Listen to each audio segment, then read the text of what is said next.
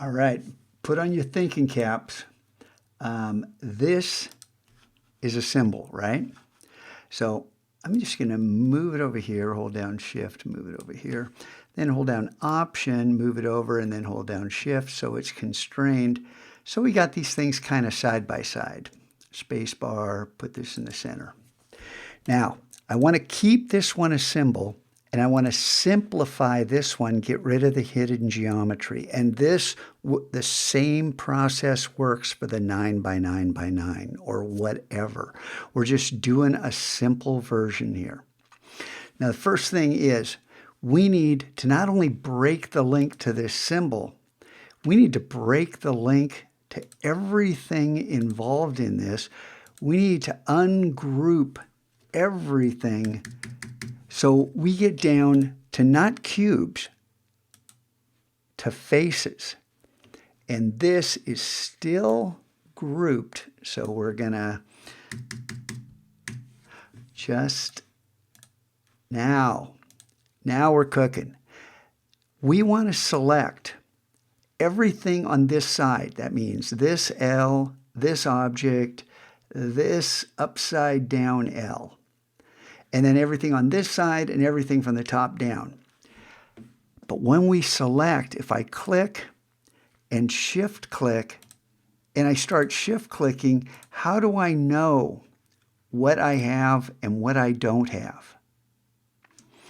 That's where a new window is going to help us out. Window, attributes. And we don't want the document info. We just want attributes. I'm going to close the document. And this doesn't help us at all. I'm going to select that one face and then come up to the hamburger menu and say Show All. And here we have the option to show the center of a selection. This is Don't Show Center. That's the default. That little dot is going to be our hero. And because this is so important, I'm going to put it right underneath Actions, and the attributes will always be there for us. And now we're going to Shift, hold down Shift, and click. How come? Did this turn off?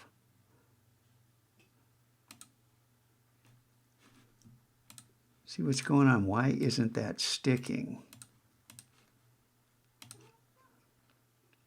Okay. So now we have everything on this side selected. So now we want to group it. Command G. Click away. Now we want everything on this side selected. Click, shift click, and here,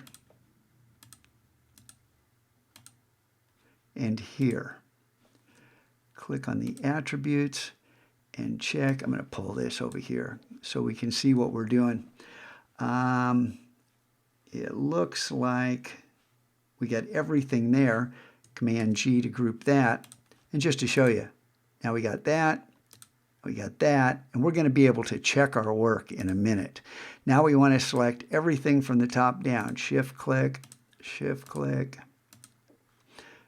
right here, and right here. Turn that on. And group that. Command G. So now, if I did that right, and I usually don't do it right, I'm going to hold down Shift or the space bar and pull that over. I'm going to click on that face, shift click on that face, and shift click on that face. Now I should have every single visible face selected, and here with all of them selected, you can see nothing's missing. Now I'm going to hold down Option, start dragging, and then hold down Shift to constrain this. Oh, I don't want to hold down Option. I'm letting go of Option. So we get rid of, we don't want to copy that. We wanted to actually get rid of everything behind this. So now this, if I hit Command minus, well, space bar, and Command zoom out. So now these are the faces right here. We'll go ahead and group that. This is the leftovers, which, you know, kind of cool. Look at that. Who would think of designing that? Kind of cool. And this is the symbol. So should we make this into a symbol and call it, you know, cube faces, you know, carved, what was it, carved 01?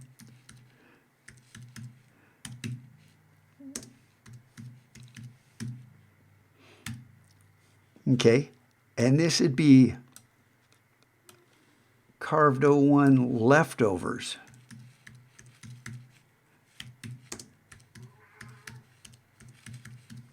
For lack of a better term. Now we have these new symbols that are, this is much more functional than this simply because there's less geometry. But like I said, this, no big deal.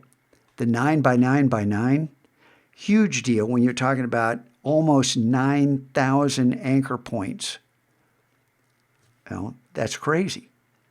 So these steps, a little cumbersome, unexpected discoveries. And you can continue to carve the visible away because there's still hidden geometry behind that.